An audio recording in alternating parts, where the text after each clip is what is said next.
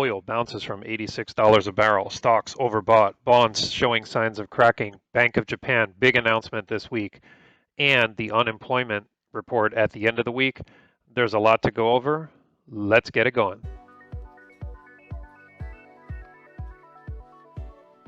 Okay, Clifford, the 25-year trader, back with another Sunday night futures market open. So, what a week we had last week.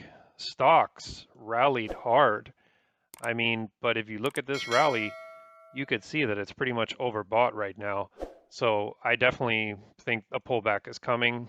And it's pretty common when you get these kinds of rallies that it goes up almost every single day of the week, that there's going to be a pullback before the bulls continue their strong momentum. All right, so let's see what we have going on this week. To Forex Factory we go as always. Monday, ISM Manufacturing numbers. That's definitely going to be important tomorrow at 10 a.m. British pound, got some government speakers here. Australian dollar, anyone who's trading the Forex. This one I think is going to be a big one. BOJ, anyone who's trading the yen, you definitely want to be watching the yen's reaction on Wednesday. And then, of course, we got the ADP, which is the preview of the non-farm payrolls. And then what else we got towards the end of the week? Oh, and then finally the big one, the non-farm employment report. They're expecting about 95,000 jobs and a little bit of Canada too. All right, so let's take a look. So looking at the S&P 500, I believe that right now we're definitely overbought. I mean, again, you see these rallies, but here's the thing, it's bullish because you see that close right here above resistance. That's a bullish sign because we just took out an all-time high.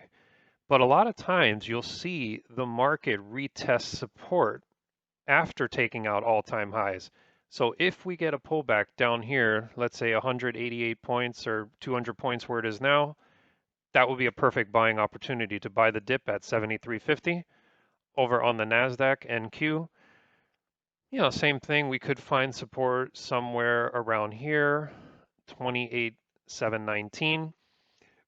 Looking at the Commitment of Traders report, and if you don't know about this report, you definitely want to know about this like yesterday, because this is the biggest edge I've ever found in trading the market. I learned about it from hedge fund manager Jason Shapiro. He explains how to use this report really well. But basically, the idea is that this is showing you what the smart money is doing. So you see how here the blue is the non-commercial traders. Every Friday, the government releases a report called the Commitment of Traders, where it shows you what futures positioning is every single week. So you see how here, if it's above the zero line, then they're long. If it's below the zero line, then they're short. Blue is the non-commercial, which we call the large speculators. Yellow is the small speculators or the retail traders, and red is the commercial, which I'll explain in another video. But basically, the idea is that if they are really short, like you see here, they were short 118,000 contracts. Then they loaded again short, more selling, more short positions, 143,000 contracts. Now they're loading again on last Friday, 165,000 contracts. You do not want to short against this, because if you do, it's like getting stuck in a washing machine and they're going to wash us out. The longs are going to wash us out. What you want to do is be long. You want to think of this as a contrarian report, meaning if you see them really short, you want to be long. However, if you ever see them get really long, like for example, maybe here, see how really long they were, the NASDAQ, 53,000 contracts long, and look, the market tipped. It tipped over. Why? Because they have to eventually unwind their long positions. Think of it like kind of like a rubber band. You stretch it too far. If too many buyers are in the market, 53,000 buyers, eventually, 53,000 contracts long, at one point you run out of buyers, right? And who else is left to buy? No one. So the buyers dry up. And what do? They start selling. They start closing those long positions, and down she goes. Same thing with the Russell. So again, that's just like a little quick crash course. I'll make some more videos about the commitment of traders later on, maybe next week or this week later on. But yeah, you guys definitely want to be watching this. If you're trading futures, if you're trading Forex, if you're trading even stocks, you want to be aware of this because these reports really influence the market heavily. Cannot emphasize that enough. Another one that I watch is the Nikkei index, which a lot of traders don't talk about this, but this is a great index to watch. This is the Japanese. I learned about it not too long ago, but this is like, think of the S&P 500 futures as United States stock market, right? NASDAQ, the tech stocks, Russell 2000, the small caps, right? But the Nikkei index, this is actually the Japanese stock market index for those who don't know. And it's a great one to trade as well. And by the way, the same thing. I believe if the other equities pull back, we're also going to get a pullback on the Nikkei, probably down here to about 63,000.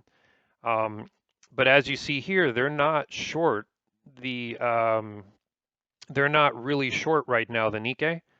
They're kind of long the Nikkei. So again, use it as a contrarian. But now you see the shorts here. You see the longs here, the blue ones. They closed positions, and now they closed more positions. And as you see, as they close those long positions, I mean, can it still go higher? Yes, it can. But eventually, you see, as they start to close them, the market finally tips over. So sometimes it's a, it's basically a contrarian indicator. All right, real quick, over to the commodity side, we have oil. And I believe this is bullish too, because similar to the last chart, whenever you see resistance, a close above resistance, that's bullish.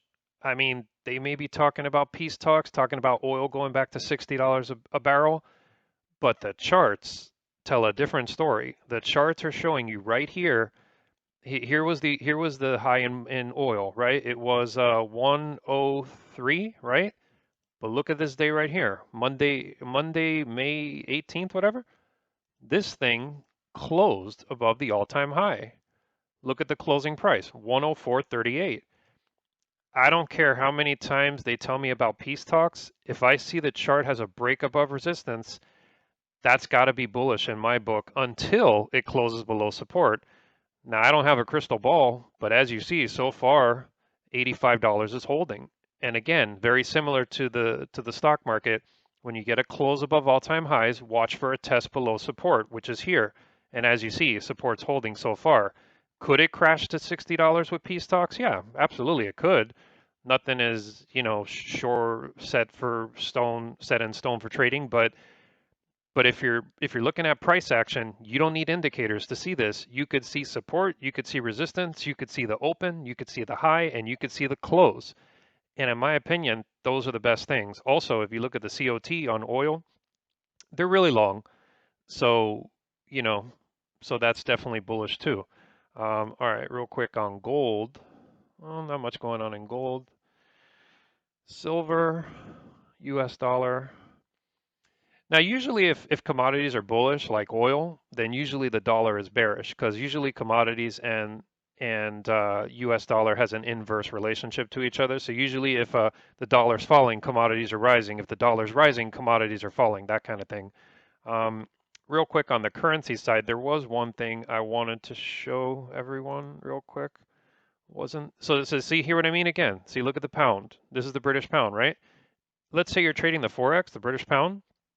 You see them this short like this, 82,000 contracts short.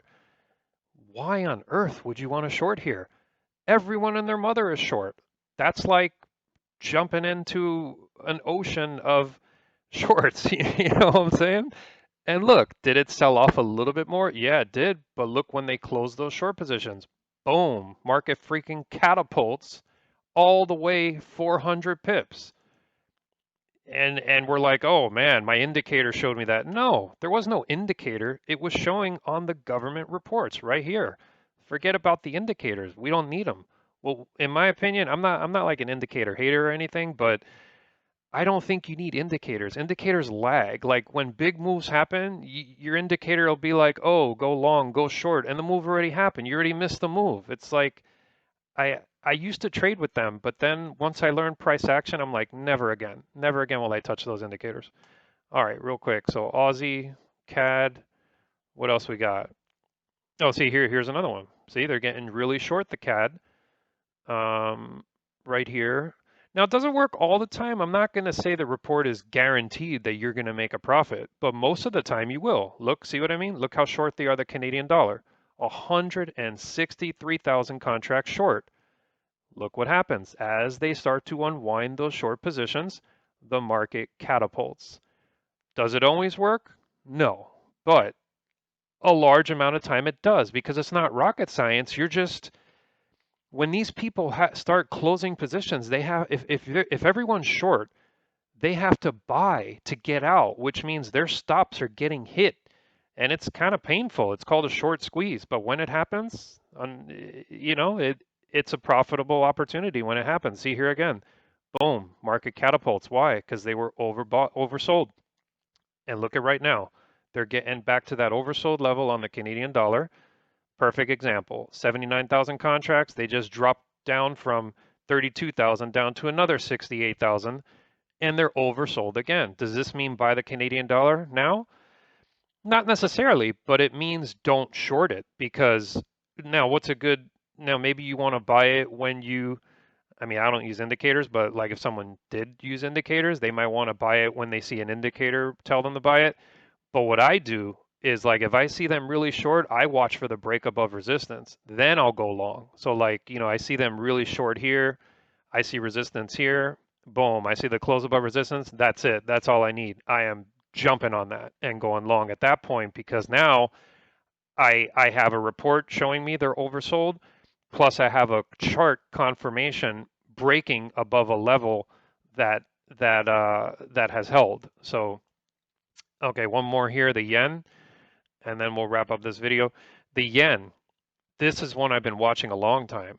Look how oversold they are, this freaking thing. I mean, look at they were short here, 15,000 contracts. Then they got short again, 41,000, 65,000, 94,000. Look at this, 100,000. Now they just shorted again last Friday. And by the way, this report comes out every Friday at about 4 p.m. when the market closes. Now they're short 115,000 yens. I don't know what the Bank of Japan's going to say, but in my opinion, I think it's worth taking a shot going long the yen because again, I mean, look how short they are. It's kind of like it's almost like a no-brainer at this point. Now, would you want to manage your risk? Of course, don't go all in. This ain't poker. This is trading. So you want to take maybe a reasonable size position in the yen, right? And you go long or you buy yen calls. Or if you're in the Forex, you could short this, the dollar yen. Now, do I guarantee that because you went long the yen, it's going to bounce? No. But if history is a teacher of these things, I mean, look at the historical charts. Here you go. They're oversold. Positions close. I could say it till I'm blue in the face, but hopefully this helps someone who didn't know about the report, Commitment of Traders. It's the biggest edge I've ever found, like I said. All right, so one last thing here, and then we'll wrap this up. The grains, there you go again. Look at this. If you're trading corn, and look, you're long corn. Everyone and their mother is long corn. Don't be long. I mean, unless you want to lose money, I wouldn't be long. And look, market already is pulling back. Soybeans, here's another. Look how long they are here. Boom, down she goes. Then, now you see, here's where you want to be a buyer because now they're not overcrowded long, right? If they're not overcrowded long, it's okay to buy. But if they're overcrowded long, you either want to be lightening your long positions or getting ready to short. At least that's what he teaches, Jason Shapiro, where I learned all this stuff from. All right, so one last thing is the bond market. The bond market, what did I want to say about the bonds real quick? Oh, here you go. So this is also an elephant in the room. The 30-year, it jumped up to like 5.25%. 10-year jumped up to like 4.6%.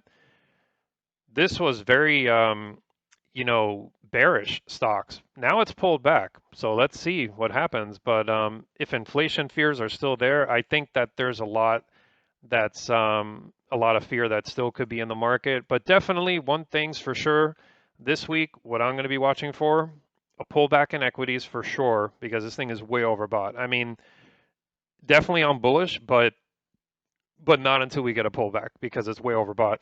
I'm looking for a pullback at least to, again, somewhere around here, 73.50, maybe 7400. That's a psychological level. That's a good place to get long, and that's what I'll be looking to do. 7400, maybe put a stop like 50 points below that, or actually if you buy right here 73.50, that's even better because then you probably won't get stopped out. If that level holds, you could get a stop in probably like 50 points below, and then target the highs. That'd be a good move on that.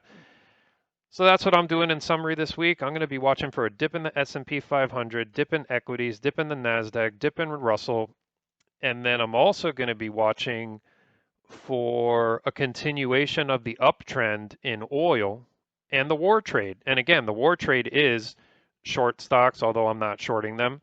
Buy oil, buy the US dollar, short bonds, and that's basically what the war trade has been so far, and buy commodities. So we'll see if that continues.